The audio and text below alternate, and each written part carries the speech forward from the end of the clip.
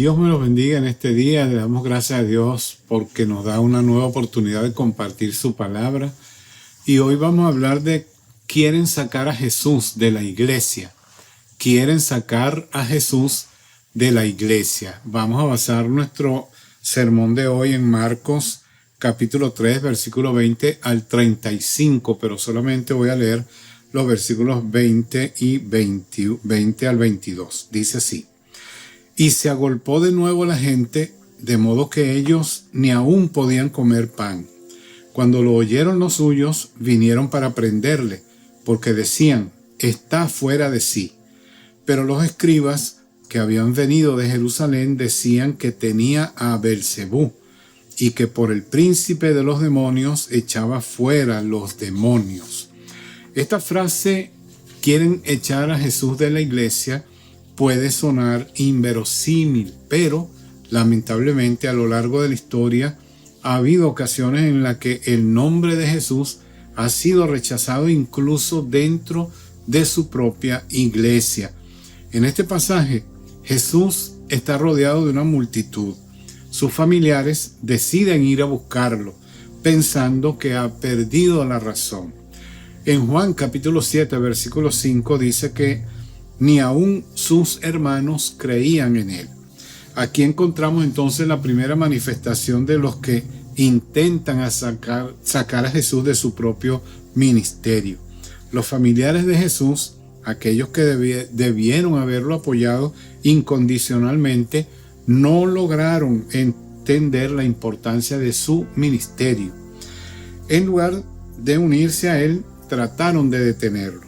Además, en este pasaje los escribas, que eran los líderes religiosos de la época, acusan a Jesús de estar poseído de Beelzebú, el príncipe de los demonios. Esto era un intento de desacreditar el ministerio de Jesús. Los representantes del nuevo judaísmo, que eran esos escribas, los fariseos, los saduceos, los sacerdotes, etc., lo acusan de ser un embaucador y un emisario de Satanás. Ambos grupos, su familia y estas personas, quieren sacar a Jesús de su iglesia. Los escribas, en lugar de abrir sus corazones, porque ellos habían estudiado la palabra de Dios y eran expertos en la ley, en vez de acercarse a Jesús y buscarlo a él, rendirse a él, entregarle su vida para que él transforme la vida de cada uno de ellos, ellos más bien eligen negarlo y buscar cualquier excusa para mantenerlo fuera de sus vidas y de su comunidad. Esa actitud de rechazo a Jesús y su mensaje también la vemos hoy en día. A veces nos encontramos más preocupados por mantener nuestras tradiciones y costumbres o estructuras eclesiásticas que abrir nuestras puertas y corazones a la obra transformadora de Jesús. A veces podemos estar más interesados en mantener el control y nuestras propias ideas que en permitir que el Espíritu Santo nos guíe, nos controle y nos sorprenda con su gracia y su poder. Hermanos, amigos, debemos estar de guardia o en guardia para estar atentos a lo que está haciendo el enemigo en medio de nosotros y no sacar a Jesús de la iglesia. Jesús es el centro y el corazón de nuestra fe. Sin él, nuestras iglesias se convierten en simples instituciones vacías. Por eso la iglesia no es una institución, es un cuerpo, es algo vivo. En lugar de expulsar a Jesús, debemos acogerlo en nuestras vidas y en nuestra comunidad de fe, que es la iglesia. Debemos permitir que su amor transformador penetre en nuestros corazones y nos lleve a vivir vidas llenas de compasión, perdón y servicio a los demás. Debemos ser una iglesia que refleje el amor de Cristo en todo lo que hacemos, mostrando al mundo que Jesús está vivo en nosotros. Veamos entonces las razones por las que quieren sacar a Jesús de su iglesia para que podamos comprender el tipo de iglesia que quiere Jesús en nuestros días. En primer lugar, quieren sacar a Jesús de su iglesia porque Él los confronta, porque Él los enfrenta, Él les habla de frente. a las personas. Marcos 3, 20 al 22 dice: se agolpó de nuevo la gente, de modo que ellos ni aún podían comer pan. Cuando lo oyeron los suyos, vinieron para prenderle, porque decían: está fuera de sí.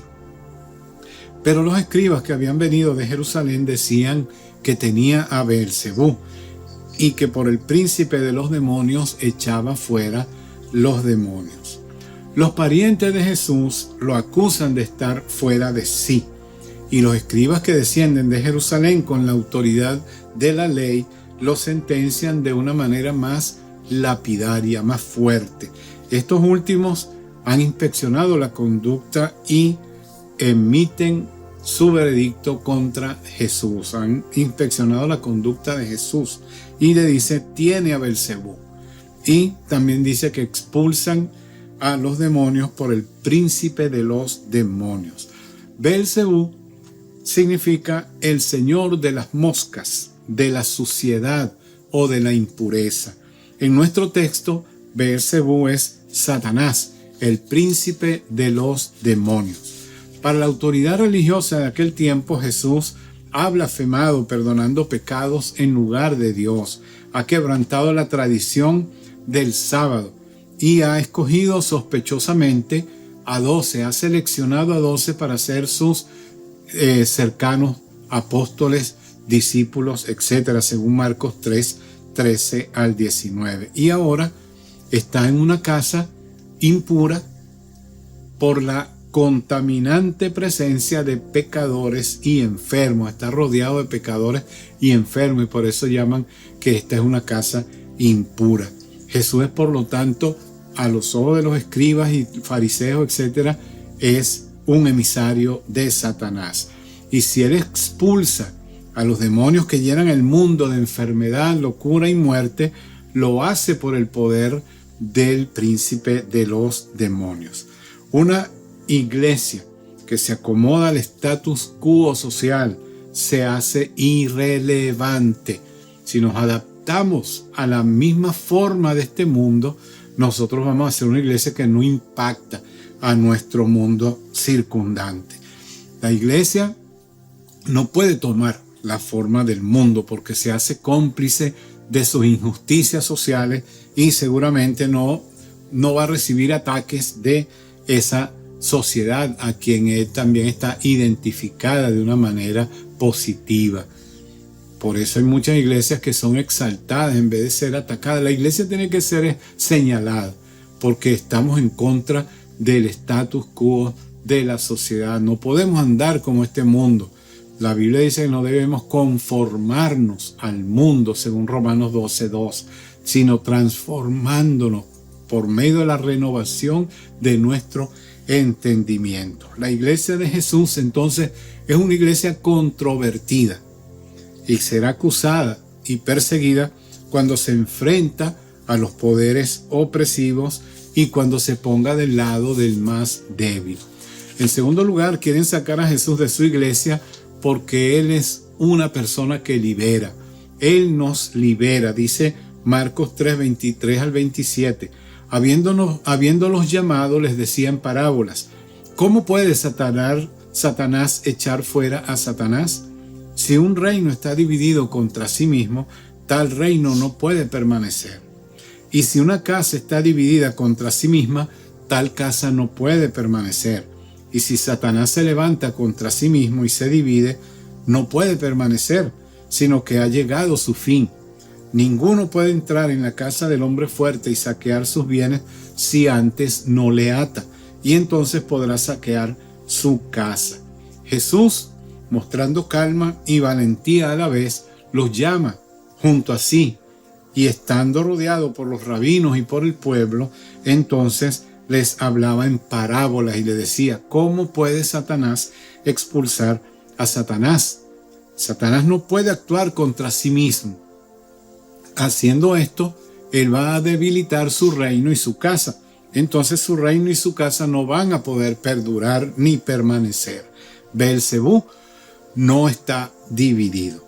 Satanás es el hombre fuerte que menciona Jesús aquí en este relato, pero Jesús es más fuerte y más poderoso que él, según Marcos 1:7. Lo ha atado y ahora está saqueando sus bienes, que son esas almas que estaban poseídas por enfermedades, por demonios, etc. De modo que él liberaba a los que estaban oprimidos bajo el poder demoníaco.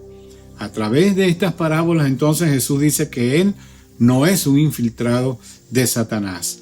Él es el conquistador y el vencedor de Satanás. Él es el libertador y liberador. Por eso libera, sana y rehabilita a la persona que se acerca a él. La iglesia de Jesucristo es un lugar de rehabilitación y de reintegración para los pecadores de todo tipo. Para los sacerdotes, luchar contra Satanás era garantizar a través de los sacrificios del templo la santidad del pueblo. Para los escribas, luchar contra Satanás era cumplir y hacer cumplir la ley y todas las tradiciones que ellos tenían. Para Jesús, luchar contra Satanás no era sostener una imagen propia, sino trabajar para liberar a las personas y la naturaleza, librarlo de todo tipo de posesión y de cualquier naturaleza, de toda opresión. Es necesario que entonces que prediquemos el evangelio del perdón, sirvamos al necesitado, recibamos al extranjero y testifiquemos ante todos sabiendo que Jesús ha atado al hombre fuerte y él tiene la victoria. En tercer lugar, quieren sacar a Jesús de su iglesia porque él nos advierte, según Marcos 3:28 al 30, que dice: de cierto les digo que todos los pecados serán perdonados a los hijos de los hombres y las blasfemias cualquiera que sean, pero cualquiera que blasfeme contra el Espíritu Santo no tiene jamás perdón, sino que es reo de juicio eterno, porque ellos habían dicho: tiene espíritu inmundo. Jesús entonces no se queda solamente a la defensiva y en la aclaración de su ministerio, no. Sus acusadores necesitan una dura advertencia. Comienza diciendo que todos los pecados serán perdonados a los hijos de los hombres y las blasfemias cualquiera que sean con las que blasfemen. Él habla del perdón universal de Dios. Dios está dispuesto a perdonar cualquiera que sea nuestro pecado. Por eso Él nos advierte, nos dice, el perdón de Dios está abierto para todo ser humano. Pecados se refiere a los cometidos contra los otros seres humanos y blasfemias se refiere a las faltas que cometemos contra Dios. Dios puede perdonar cualquier pecado, cualquier blasfemia. En Mateo 12:32 dice: y a cualquiera que diga una palabra contra el Hijo del Hombre se le perdonará, pero al que hable contra el Espíritu Santo no le será perdonado ni en este siglo ni en el venidero. Mateo y Marcos afirman que la falta de fe hacia Jesús se puede perdonar. Los rechazos o antipatías condicionados por ciertos prejuicios y expectativas acerca de la persona del Mesías pueden entenderse. ¿Qué significa entonces la blasfemia contra el Espíritu Santo como pecado imperdonable? Se trata de cuestionar la obra de Jesús, de cerrar el corazón ante la evidencia de su amor liberador y, lo más grave y terrible, atribuir a Satanás la obra salvadora de Jesús. Dice Marcos 3:30, porque decían: tiene espíritu inmundo. Están llamando espíritu inmundo al Espíritu Santo de Dios. Jesús advierte a los religiosos de su tiempo: es imperdonable atribuir a Satanás la obra del Espíritu Santo. Juan 10:36, la segunda parte de este versículo hasta el 38, dice que Jesús se expresa: ustedes dicen, blasfemas, porque dije, yo soy hijo de Dios. Si no hago las obras de mi Padre, no me crean, pero si las hago, aunque a mí no me crean, crean las obras, para que sepan y entiendan que el Padre está en mí y yo en el Padre. Jesús declara entonces que sus obras son evidencia del accionar del Padre Celestial. Cerrar el corazón a la obra de Cristo es la raíz de todo pecado y blasfemia. Endurecerse al Evangelio a la cruz y a la resurrección es excluirse del perdón de Dios. Dice Hebreos 2, versículo 3, la primera parte: ¿cómo escaparemos si despreciamos una salvación tan grande? Y en Hebreos 10, 29 dice: ¿qué quedará al que pisoteare al Hijo de Dios y tuviere por inmunda la sangre del pacto e hiciere afrenta al Espíritu de gracia? Entonces Jesús nos advierte: si endurecemos nuestro corazón, estaremos totalmente separados de Dios eternamente. Y en último lugar, quieren sacar a Jesús de su iglesia porque Él crea una familia alternativa. Dice versículos 31 al 35 de Marcos 3: vienen después sus hermanos y su madre, y quedándose afuera envían a llamarle. Y la gente que estaba sentada alrededor de él le dijo: tu madre y tus hermanos están afuera y te buscan. Él le respondió diciendo: ¿quién es mi madre y mis hermanos? Y mirando a los que estaban sentados alrededor de él, dijo: he aquí mi madre y mis hermanos, porque todo aquel que hace la voluntad de Dios, ese es mi hermano y mi hermana y mi madre. Entonces, la iglesia que Jesús funda es criticada, sin embargo, es una iglesia liberadora.